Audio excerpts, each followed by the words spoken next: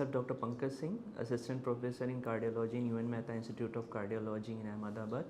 Today here we are going to discuss in heart diseases in pregnancy, which will be helpful for the cardiologist and obs and obstetricians also. So my topic will be covered under introduction, cardiovascular changes in pregnancy, maternal risk stratification, preconception care and management, valvular heart diseases, cardiomyopathy, SES and coronary dissection, arrhythmias, hypertension in pregnancy and congenital heart disease.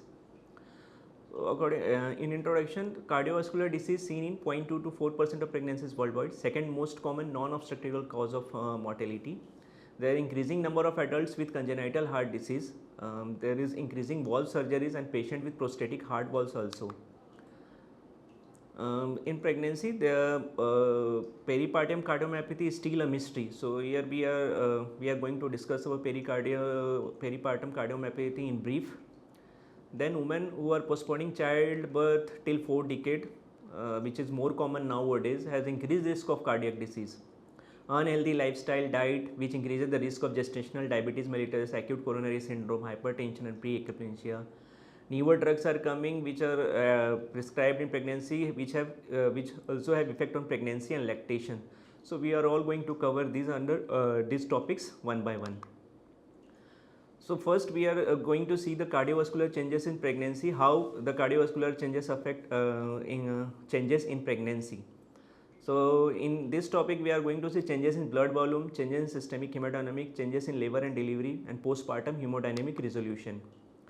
So changes in blood volume, there is increase in total blood volume which is due to the plasma volume, not due to red blood cell volume. Hence there is physiological anemia of pregnancy, because red blood cell mass does not increase, only plasma volume increases, which increases the total blood volume, which increases the cardiac output. So plasma volume increases by 40 to 50%. This is a graph showing changes in blood volume. RBC mass is static, and as the RBC mass does not increase, only blood volume increases, there is decrease in the hematocrit. Mechanism of increase in blood volume is defined by the increase in renin levels, decrease in natriuretic peptide levels. To compensate for blood loss during delivery, there is increase in blood volume during pregnancy. Increased blood volume results in reduced viscosity because hematocrit decreases. There is no increase in red blood cell mass. Reduction in hematocrit vascular resistance, and which causes better placental perfusion. Natriuretic peptide in pregnancy significance are there. Arterial natriuretic peptide decreases in first trimester, same as non-pregnant level in second and third trimester. So, but it is increased in preeclampsia. BNP is also increases in pregnancy twice the normal range, but is more markedly increased in preeclampsia. NT-proBNP is increased in first and second trimester, but decreases in third trimester. Non-pregnant levels at term, it is at the non-pregnant levels, but it is a very high level at term in preeclampsia, heart failure, cyanotic congenital heart diseases.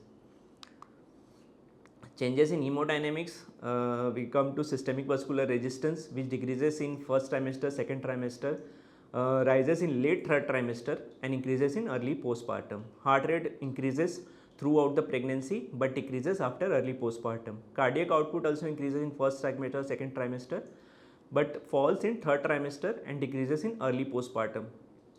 LV mass is same in relation to the cardiac output, increases in first and second trimester, late fall in third trimester and decreases in early postpartum. Left ventricular end diastolic dimension also increases throughout the pregnancy, and after pregnancy in early postpartum it decreases. These are the graphs showing dynamic changes during pregnancy, which I discussed earlier. So percentage of change during pregnancy, cardiac output increases by 40 to 50%, that is 1.8 liter per minute increase. Stroke volume also increases by 30%, heart rate increases by 50 to 25% throughout the pregnancy. Intravascular increases by 45%, systemic vascular resistance decreases by 20%. So systolic BP also decreases as SVR decreases. Diastolic BP 20% decrease at mid pregnancy and pre-pregnant values at terms. Central venous pressure remains unchanged. O2 consumption increases by 30 to 40%. Renal blood flow during pregnancy increases by 30%, so GFR increases by 30 to 50%. Pulmonary blood flow also increases by 30%. In uterus, the blood supply is 50 ml per minute at 10 weeks but increases up to 500 ml per minute at term. Mechanism of decrease in systemic vascularization, BP. Vasodilatory effect. Progesterone relations, prostaglandin E inactive all have vasodilatory, which causes decrease in SVR and BP during pregnancy, because these hormones are well increased in during pregnancy. Decreased vascular responses to angiotensin, endothelin, prostacyclin, norepinephrine, which also causes decrease in BP. Mechanism of hypercoagulability, because as the pregnancy occurs, there is increased hypercoagulability and there is increased risk of DVT, pulmonary embolism. These are due to the resistance to activated protein C. Free protein S decreases. Factors 1, 2, 5, 7, 8, 10, 12 increases. 1 biliverdin factor increases. Activity of fibrinolytic inhibitors, that is plasminogen activator inhibitor 1 and 2 increases. Now coming to the labor, what changes occur, takes place during labor. So coming to the stages of labor, first stage is onset of contractions to full dilatation of the cervix, which is up to 10 cm. Latent phase is up to 10 cm followed by active phase 1 cm per hour. Second phase is full dilatation of cervix till expulsion of fetus. And third stage is expulsion of fetus till expansion of placenta. Both stage is 1 hour after the third stage.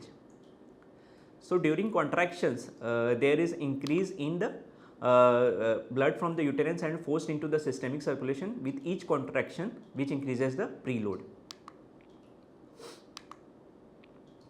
So cardiac output is increased in pregnancy, we all know, but is well maintained during in laterals, left lateral position than the supine position. Hence it is advised to take rest in laterals, left lateral position, and sleep also in left lateral position, which increases the cardiac output and hence maintain the blood supply to the fetus and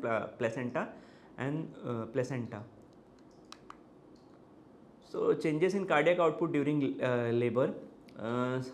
Cardiac output in latent phase there is 10% increase, active phase 25% increase, in expulsive phase there is 40% increase in cardiac output, and immediate postpartum there is 75 to 80% increase in the cardiac output, and this is the phase where there is maximum chances of patient undergoing in pulmonary edema.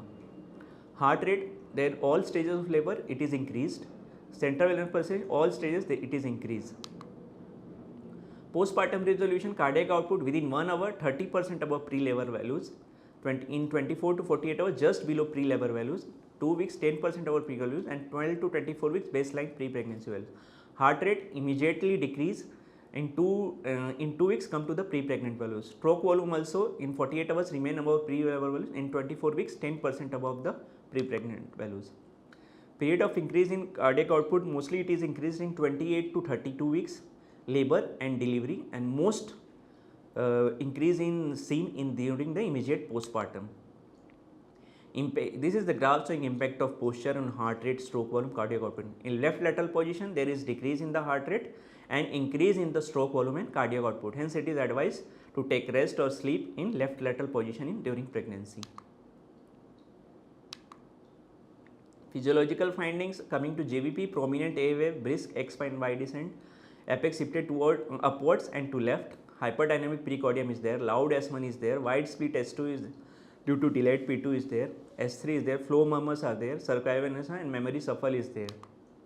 In ECG changes there is left axis deviation, sinus tachycardia, increase R by S ratio in V1 and V2, prominent Q waves in 2-3 AVF, T inversion seen in V1 to V3 physiological seen in females, T inversion in V2 to V3.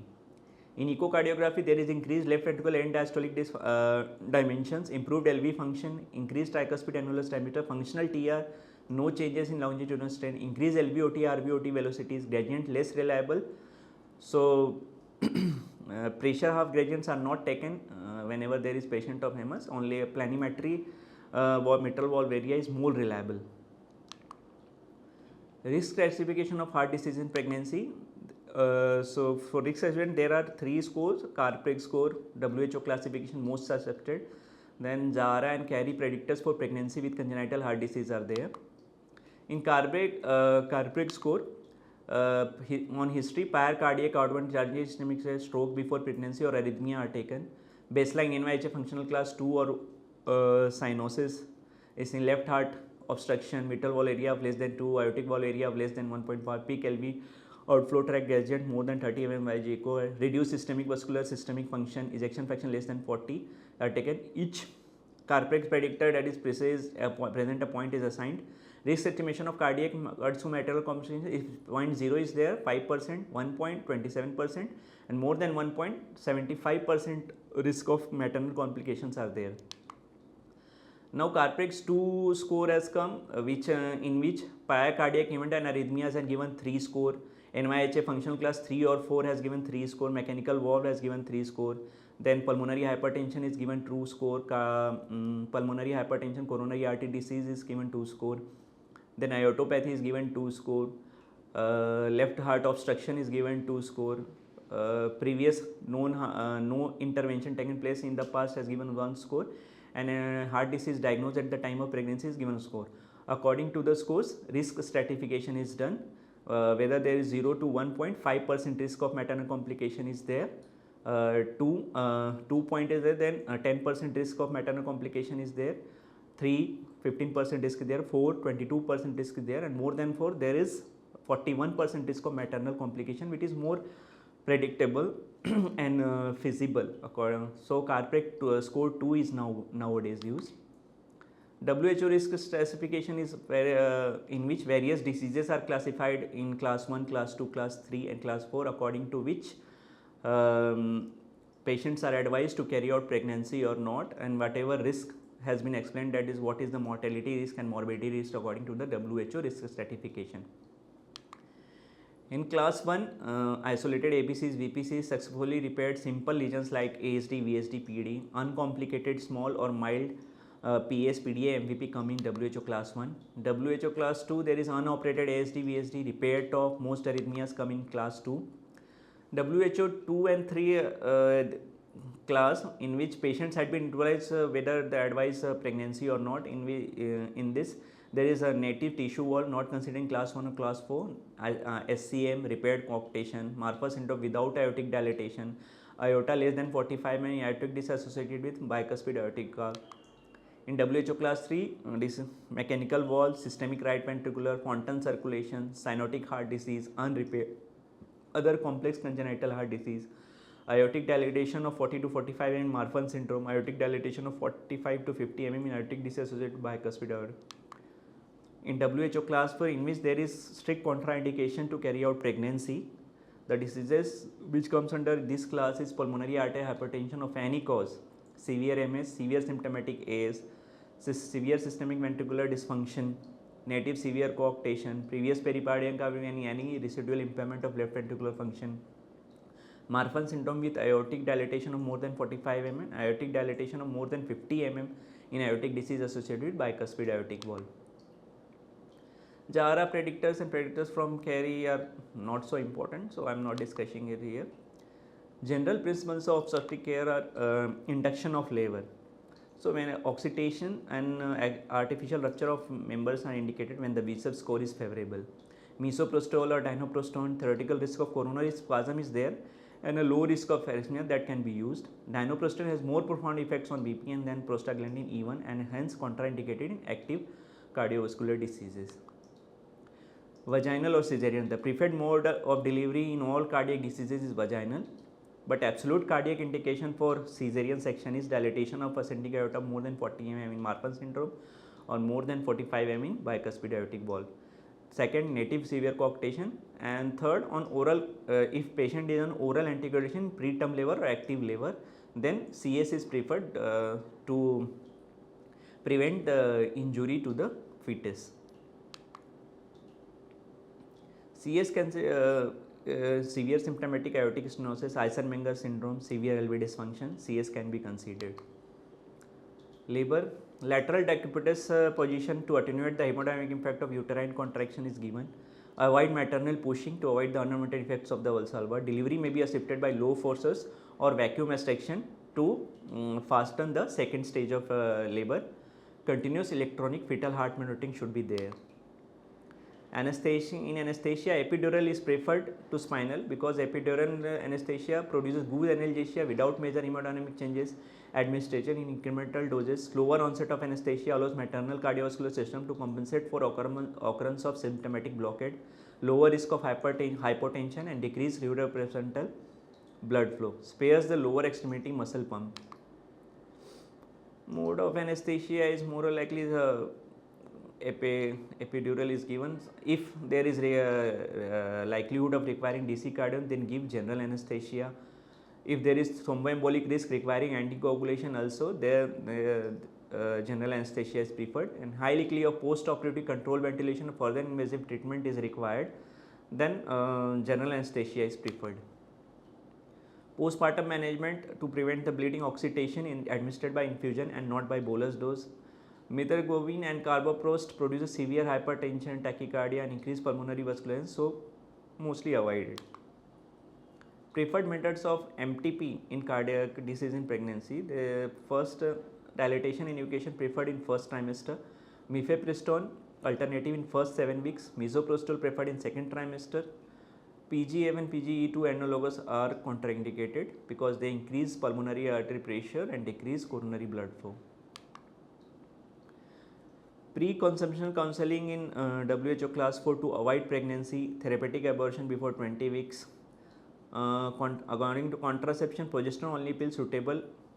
Caution with bosentan if patient have pulmonary pulmonary arterial hypertension and using bosentan, then caution should be taken. Combined pill to avoid pregnancy, there is risk of venous thromboembolism. Levonorgestrel intrauterine device is suitable, but risk of vasovagal reaction is there. Copper T intravenous is risk of endocarditis and mucormycosis is there. CUETL predictors of neonatal outcome. If the maternal predictors of neonatal events in women with heart disease, if mother has maternal NYHA class more than 2 dyspnea or cyanosis, maternal left heart obstruction, smoking during pregnancy, multiple gestation, use of oral anticoagulant during pregnancy, mechanical valve prosthesis, then there are risk of neonatal complications. These are the maternal predictors which can predict neonatal complications in during the delivery or after delivery. Offspring risks of congenital heart defects. If mother is affected and father is affected, aortic stenosis, if mother is affected, there is 13 to 18% risk of offspring carrying the aortic stenosis. If father is affected, there is only 3%. Atrial septal 4 to 5% if mother is affected and 1.5% if father is affected. VSD 6 to 10% if mother is affected and 2% if father is affected. Coarctation of aorta 4% if mother is affected, 2% if father is affected. So accordingly, there is risk stratification congenital heart disease passing on to the neonates. Coming to the specific lesions, pregnancy, pregnancy in pulmonary arterial hypertension present. So we will discuss this topic under the headings of effect of hemodynamics, clinical outcome from previous studies, preconceptional advice, antepartum management, PH, specific therapy or pregnancy related complication, mode of delivery in this, postnatal care and developing PH in pregnancy, how to approach. So effect of gestational labor on abnormal pulmonary hemodynamics, hypervolemia in pregnancy is there. So volume burden on pressure overloaded RV precipitates RV failure. Increase LV mass in pregnancy and leftward shift of septum due to RV enlargement combined to aggravate LV diastolic dysfunction. Pulmonary vasculopathy, restrict forward flow of increased blood volume causes RV and consequent LV failure decrease, which causes decreased cardiac output. So which causes inadequate perfusion of vital organs and fetus. RV receives most of its coronary during diastole. So in PAH there is gradient reduced, so which causes RV ischemia and systolic dysfunction, which further causes inadequate perfusion of vital organs and fetus. Eisenmenger syndrome, which is pulmonary arterial hypertension in congenital heart disease, which causes fall in SVR in pregnancy. So whenever there is fall in SVR, which increases the right to left shunt, which further worsens maternal hypoxia and fetal hypoxia. So hypoxia causes pulmonary vasoconstriction and systemic vasodilation, which sets the vicious cycle. So fall in SVR in pregnancy is hypotension due to blood loss in liver also causes fall in SPR in pregnancy. So there is vicious cycle of hypoxia which causes polycythemia which causes hypercoagulability. During labor also, vasovagal response to pain, hypovolemia due to blood loss causes tachycardia and hypotension, which worsens systemic hypotension and causes RV ischemia, which leads to sudden cardiac death due to ventricular arrhythmias and RV dysfunction, RV infarction. Metabolic acidosis in second stage of labor increases PVR, and physiological hypercoagulability to tackle blood loss in third stage of labor increases the risk of pulmonary embolism. So pregnancy, there is decrease in SVR, increase in cardiac output, increased coagulability, increased O2 consumption, increased blood volume, increased red blood mass up to 25%. So in decreased SVR increases the right to left shunt which causes hypoxia. Increased coagulability increases the risk of pulmonary embolism which can cause hypoxia and hypotension. Increased O2 consumption and increased blood volume causes RV dilatation, RV failure, and red blood mass increase is not in comparison to the increased blood volume. Blood volume is much more increased than the red blood mass which causes physiological anemia. So this hypoxia and hypotension increases the PVR which causes shock and respiratory failure. During delivery there is decrease in blood volume, vasovagal reflex and increased venous return.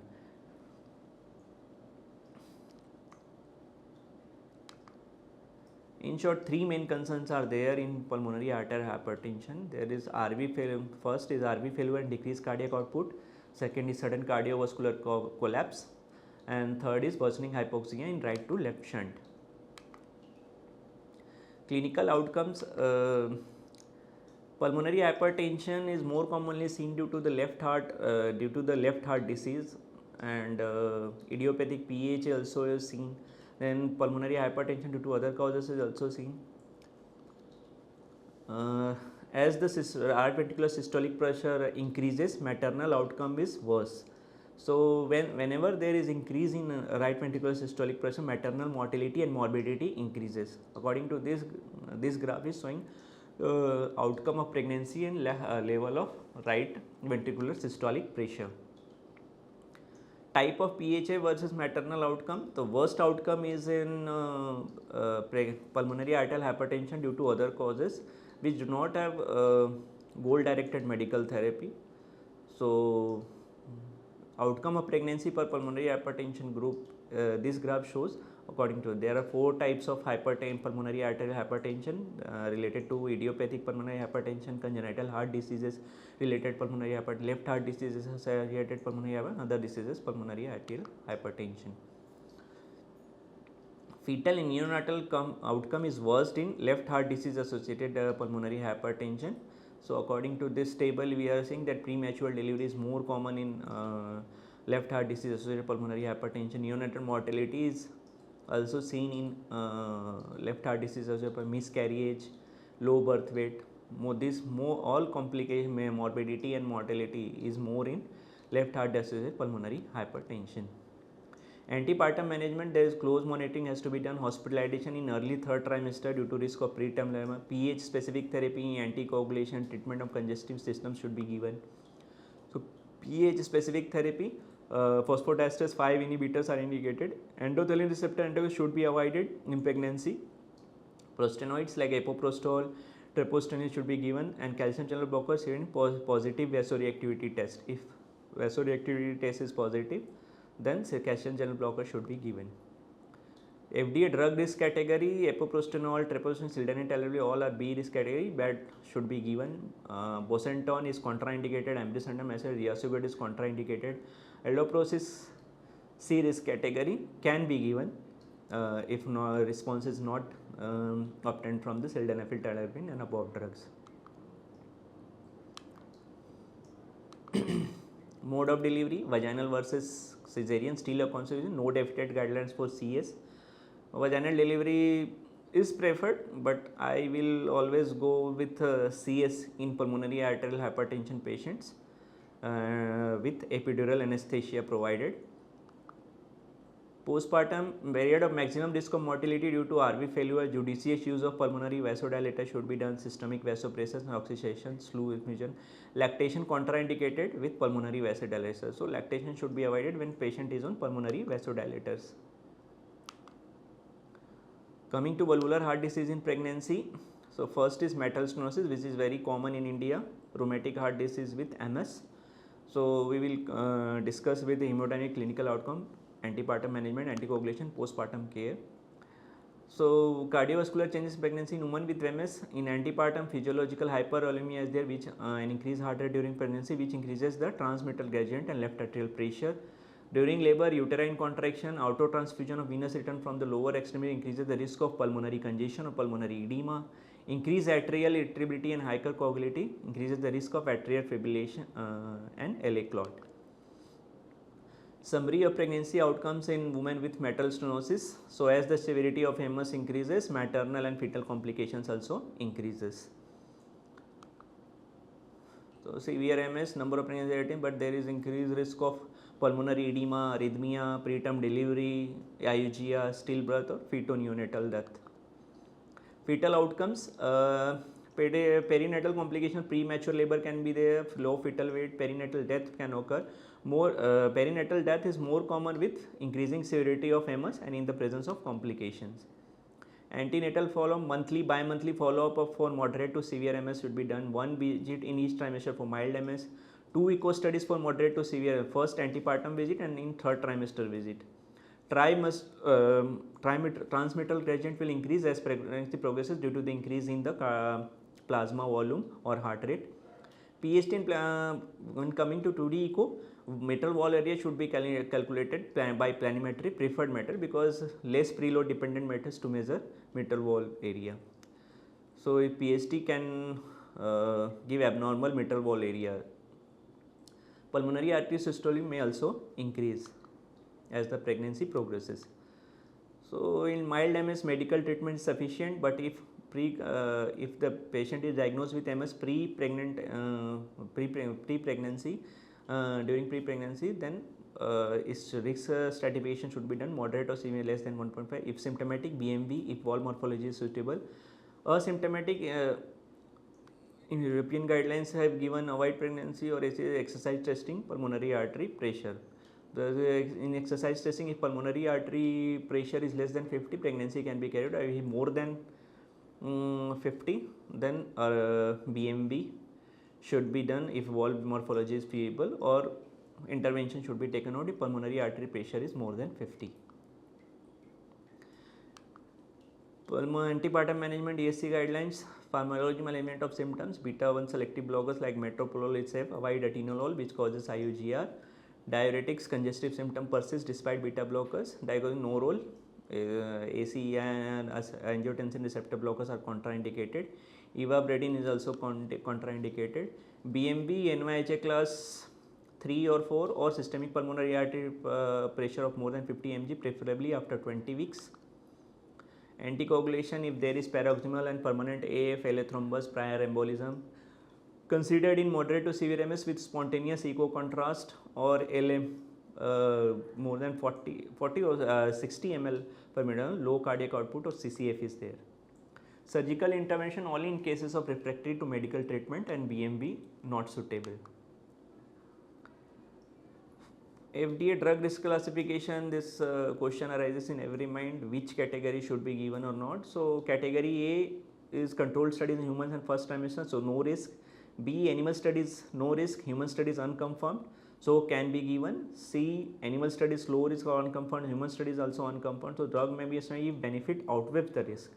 Category D drugs, human studies show risk, benefit outweighs risk in serious condition, then can be given. Category X, risk outweighs benefit, so contraindicated in pregnancy.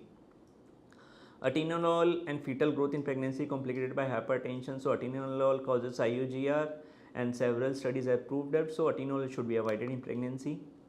Beta blockers which can be given in pregnancy are metoprolol, bisoprolol, nebivolol, propanol. Metoprolol and propanol have various studies has proved that metoprolol and propanol are safe, benefits outweigh risks, so can be given.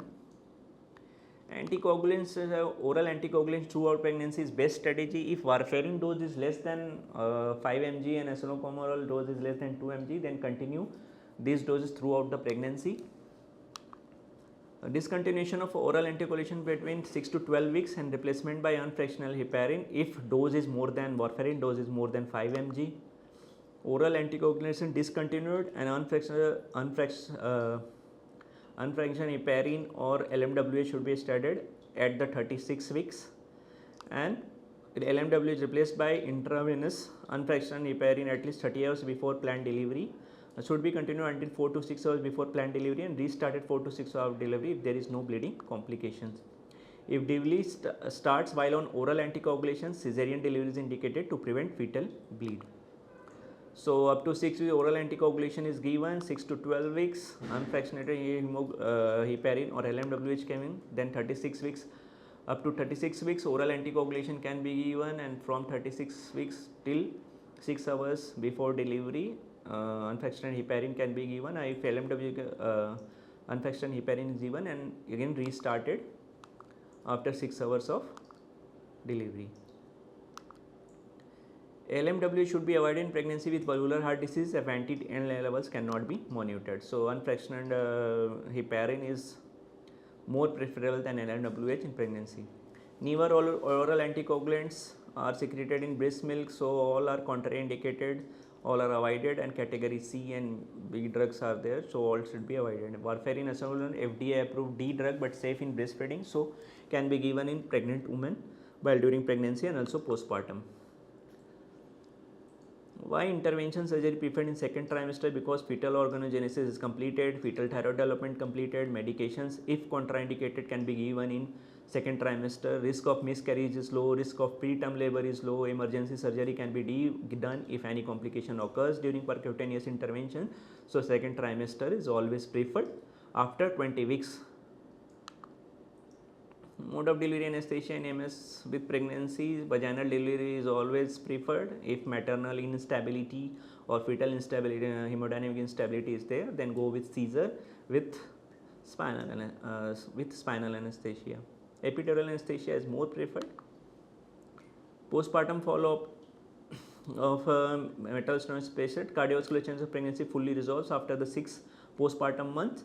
Repeat clinical assessment with echo after 6 months, baseline for future follow-up. Elective cardiovascular invasive procedure should be delayed until after the 6-month postpartum month to avoid unnecessary thromboembolic risk. MVP MR in pregnancy. MR is generally well tolerated in pregnancy, or if there is LV dysfunction associated with MR or there is NYHA grade 3 or 4 dyspnea, then we have to really cautious about it. Generally MR is well tolerated during pregnancy, so we are not going to discuss in detail here. Aortic stenosis. So aortic stenosis with increased cardiac output, arterial vasodilation. Aortic stenosis causes decreased SVR, fall in systemic BP or increase in LV intracavitary pressure, which causes ischemia or LV failure. Physiological management of symptoms is heart failure, treat with diuretics, AF, beta blockers, calcium channel blockers to control heart rate, digoxin also may be used.